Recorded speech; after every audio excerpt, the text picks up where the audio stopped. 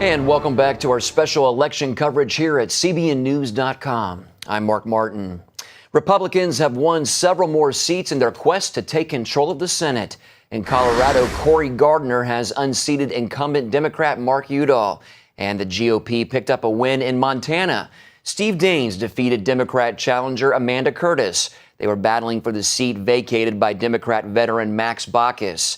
Add those wins to their earlier gains in South Dakota, West Virginia, and Arkansas, and Republicans are now up by 5 seats. They just need one more to reach their goal, and GOP candidates are still putting up a tough fight in a half dozen states.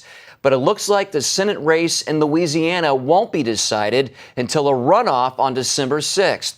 Neither the Democratic incumbent Mary Landrieu nor Republican Bill Cassidy was able to get more than 50% of the vote.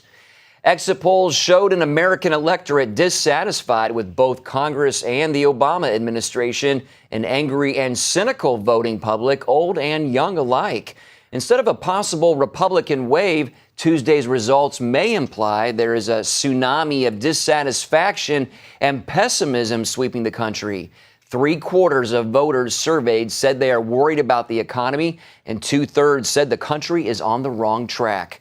A Harvard poll found that millennials are no longer optimistic about their future. Democrat turnout in North Carolina was reportedly at a 30-year low, and fewer Democrats turned out to vote in Colorado compared to 2010. One Kansas voter said he voted for Senator Pat Roberts and Governor Sam Brownback, but he said both Republican incumbents, quote, seemed kind of like leftovers you don't want to eat. Wow. Our chief political correspondent David Brody is back with us from Washington, and he has a special guest with more about the impact of millennial voters. David. Hey, Mark. Before I introduce Allison Howard, can I just say I love leftovers? And I don't know about you, Allison. I eat leftovers all the time. I'll eat anything. Allison Howard with Concerned Women for America. Hi, Allison. Hi, thanks for having me. All right. We're here, digital first. You never know where we're going to show up. We're moving this camera all around. Hey, millennials, you're a millennial. Mm-hmm.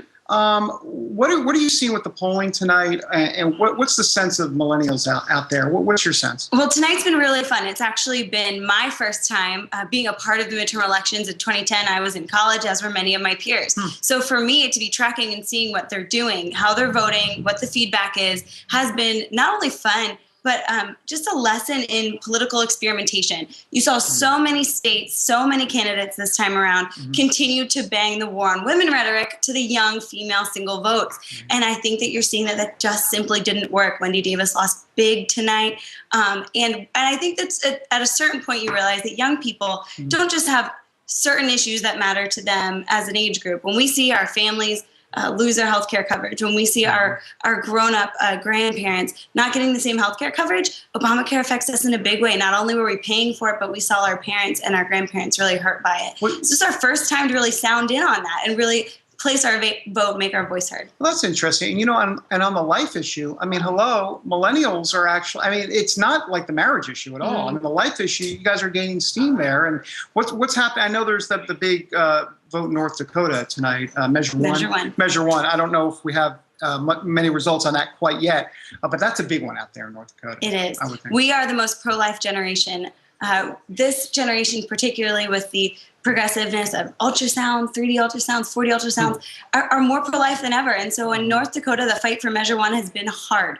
Planned Parenthood has brought in 96% of the money from out of state to fight against Measure One, which would simply define life as sacred and just reinstill North Dakota values. Our wonderful State Director Yana Myrdal is out there working hard on that with so many others.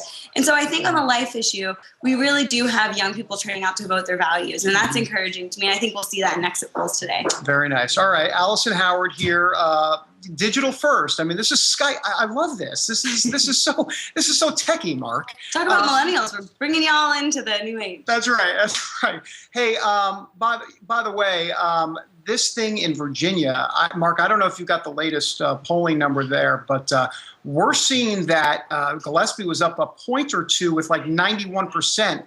Already in Virginia. And I got to tell you, we heard that Fairfax County, which is a big Democrat liberal county, a big county as well, was all in already, which is not good news for Mark Warner, the Democrats. So I don't know what you're seeing, but boy, if Republicans can pull off the upset in Virginia, my goodness, what a huge night it'll be, even more so for the GOP. That's right. That's right. All right. Thanks to David Brody, and also to Allison Howard with Concerned Women for America.